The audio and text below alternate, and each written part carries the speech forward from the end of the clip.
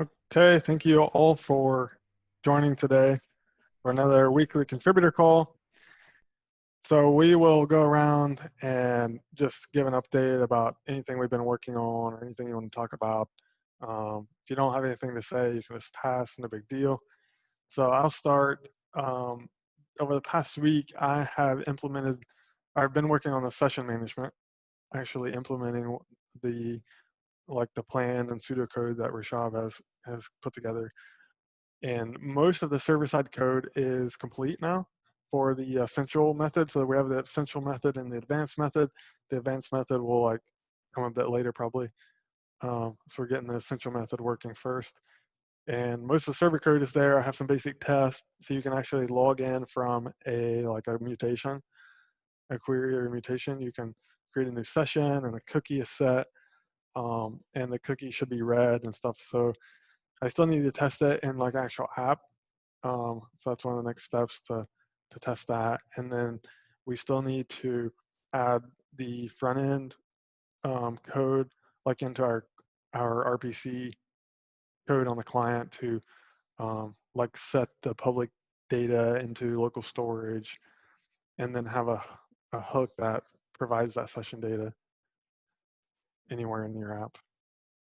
So yeah, I'm pretty excited. It's going good. It's really not that much code, so it's cool. The kind of the big question mark still for me is just how to polish the integration, how to make a really nice experience with the integration and configuration. Because one of the big things is database access.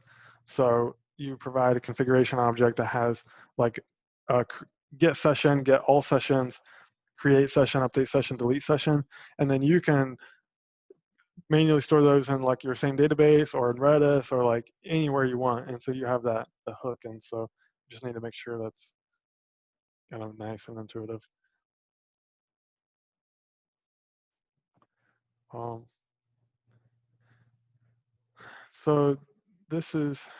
So over the next week, I should have, I would think within a week, we should have the basic session management released, even if we're not. So there's the basic session management, which is it's you still have to do the identity verification and hashing a password or whatever. So I still need to do all of that code, which is not that much, but it's just kind of figuring out the best way to do it. And that's the code that will go into an installer. And then I also need to figure out how to do integration with OAuth, whether we can use passport strategies. And so there's kind of still quite a bit more to figure out. But within a week, we should be able to have the session management probably done and released, or mostly there, maybe behind the feature flag, or just quietly in the release, so a few people can start testing with. And then another week or two, we can have full-blown documentation for how to do auth. So should be fun. Sounds awesome. That's awesome. Yeah. All I have. Any questions, comments on auth? Nothing immediately. I would say my gut reaction about figuring out where to make stuff pluggable and how to best what are the right hooks to integrate this kind of stuff, and especially if we're planning on letting them swap it out with a different auth provider. It's kind of same thing we're doing with Prisma and the model generation. It's just don't worry too much about that right now, and then once it's fully done and we know what the end result looks like, we can kind of work our way backwards from there. But because I struggle with that with the model generation as well. It's just it's hard to visualize what hooks you're going to need until they're already written, and then it's once it's there, it's pretty easy to work backwards into all right, well, here's the obvious points of integration. Yeah, I'm feeling the same way about plugins. So I feel like we just keep learning more and more about what a plugin needs to be able to do. And like one thing that I can see now, I think like for OAuth, because you need a callback endpoint, API endpoint, um, and a plugin could add that route automatically without the user having to manually add that. Right. So that would be really cool. Something else I hadn't thought about. It'd be cool. So yeah, I think once auth is wrapped up, I think definitely ready for a plugin for that. Yeah, I think that makes a lot of sense. I think that's like once I make a little more progress on the recipes and we have those into like maybe not where we want it to be, but at least like a good enough state, then I think that's probably the next big thing to work on is trying to figure out our plugin architecture. Yep. Cool. Do you think the Passport integration will be dependent on the plugin stuff? No. So well, I there's probably going to be some. I think nothing is blocked by plugins, at least that I've seen so far. Like it can be done manually. It might be a little bit clunky or like ugly, but I think it can be done. Okay. Yeah, I mean, I think now that we have middleware in there, like, makes things a lot easier. Even if V1 of plugins is just installers that write middlewares, like that's that's a fine V1, and then we can start to make it a little more sophisticated as we go. Yeah.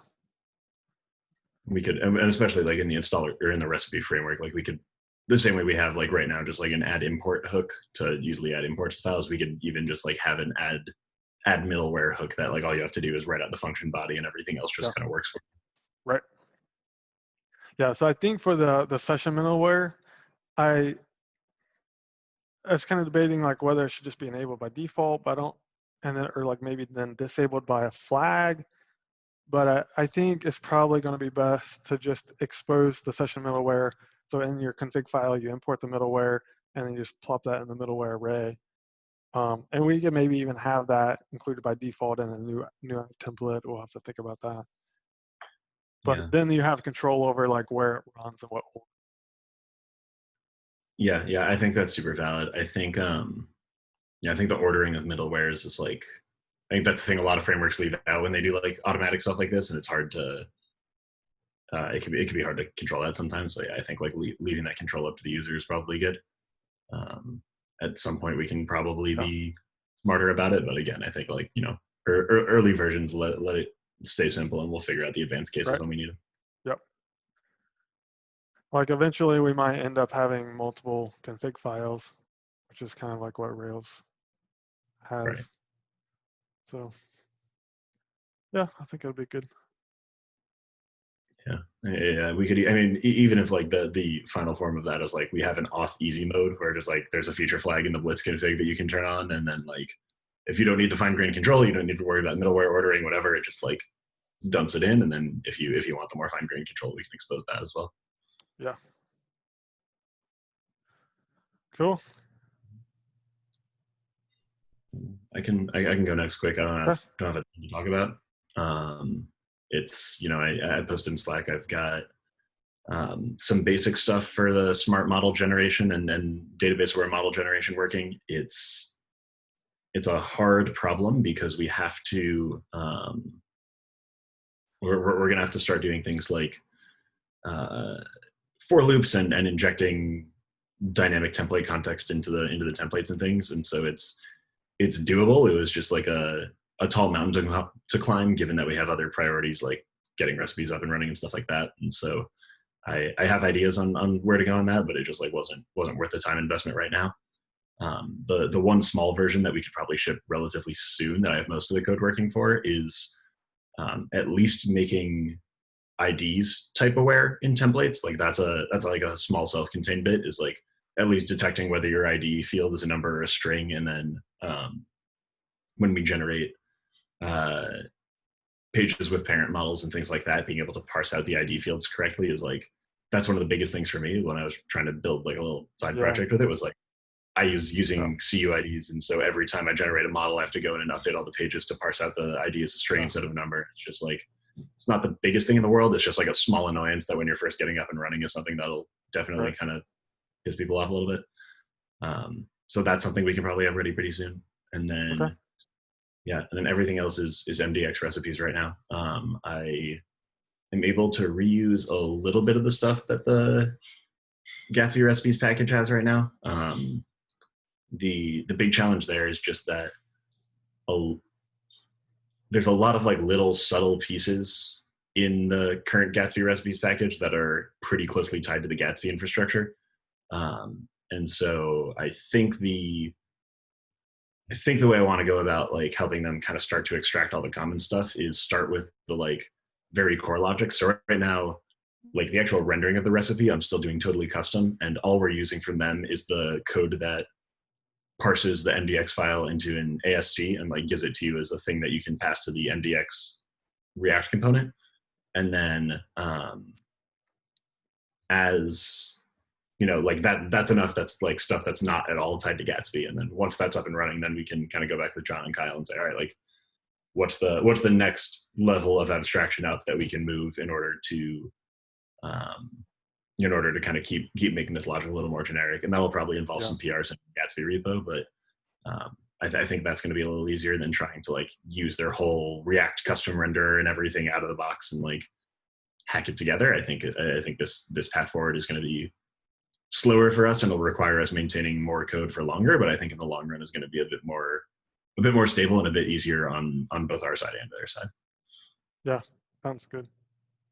Yeah, but yeah, in terms of like actually getting that working, it's not that far off. I'd say a couple more solid days of work and I'll be able to have that all working well. Sweet. Yeah, it's exciting. And then obviously next up is getting the recipes directory in the Blitz repo spun up so we can actually like have a recipe library and working. But that part itself is pretty straightforward. That's just going to be a folder with a bunch of folders in it with MDX files and transforms. Yeah. So nothing too complex once we get to that point. Cool. Good stuff. I can go next because I don't have much at all. Just waiting on the design. It's getting really close, and then we'll be full steam ahead on that. So other than that, it was just basically trying to keep an eye on PRs and, looking through docs and maybe looking for typos. That's all I've been doing. So. Cool. There's one, I opened an issue yesterday, I think, for adding line highlight support to code blocks. So this is something Docusaurus has by default, but we're using the theme UI Prism code component instead of the Docusaurus so that it ties in with our theme. So we lost that line highlighting, but it'd be super helpful for the tutorial because it's like you're looking as like something changed, but what changed? Yes, definitely. And Justin, you did a good job of you like separated out the line of like, this is what changed. And then here's what it looks like, but it's still like, you still have to try to find. Exactly it's a little weird, yeah. Yeah. So I'm not sure if we can customize the Prism component that theme UI provides. I put this in the issue, but if we can't, then we can just go get the source code of that component and plop it into directly into our project. And then we can also merge in the source code from the Docusaurus one to get that line highlighting. So I don't think it's a lot of work. You don't like have to do any, just kind of merging the two together basically. Well, yeah, I'll take a look at the issue. I haven't checked the repo today. Sure. So. Yeah, so that'd be good for someone to work on relatively soon. Sweet.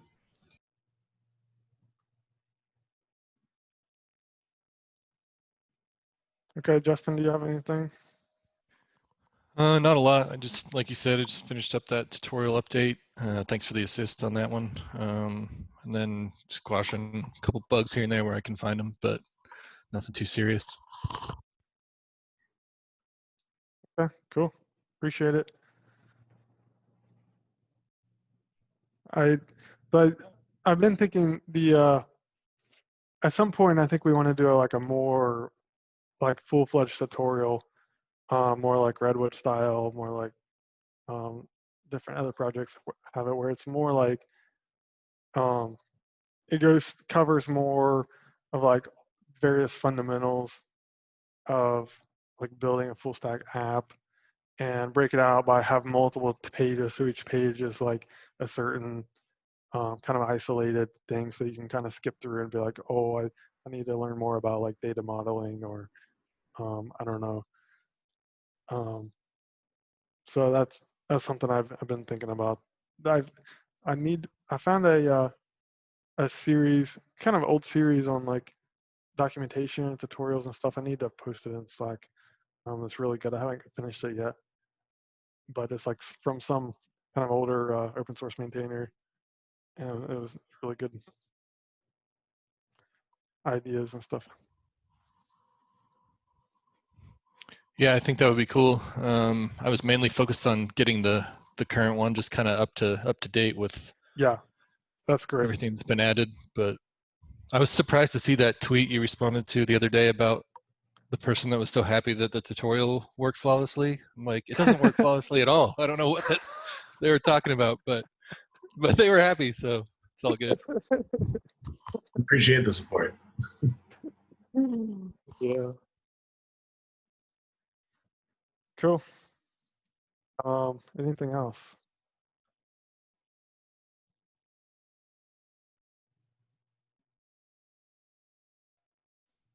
That's all from my side.